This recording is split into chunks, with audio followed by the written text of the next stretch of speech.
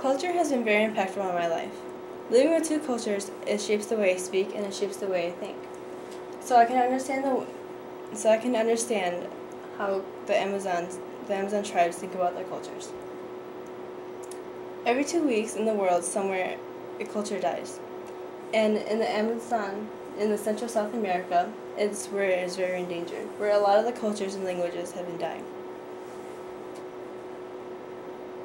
Out of the 400 groups in the Amazon, a few of them are very endangered, including the Raposa Sora do Sul Indians, the Nukok Indians, and the Awa Indians. Here is an elderly member of the Nukok Indian tribe. Some reasons why they become endangered is because of ranchers, settlers, and illegal loggers. They hire people to send into the Amazon rainforest, and they take out the Indians. And they send in the illegal loggers so they can take the trees out and occupy the land for themselves. These trees serve more than just homes for the tribes. They're protection, and they hunt there and they gather there. And another point is that they have an exposure to a dominant language. Why they're exposed to these dominant languages is because to be able to communicate with the people outside of the Amazon rainforest, they have to learn the language. And eventually the children in these tribes learn these dominant language, and as they grow up, they forget the native language due to not using it as much.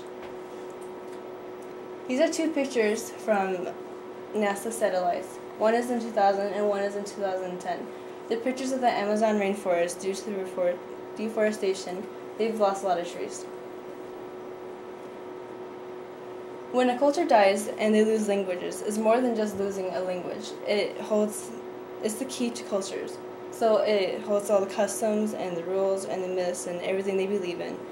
And so when a language is lost, all of these are gone as well.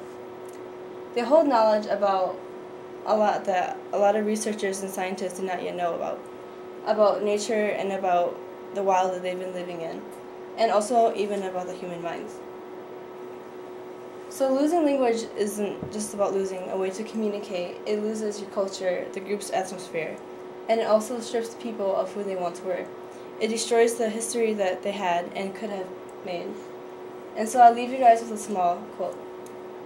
Many small people in many small places do many small things that can alter the face of the world.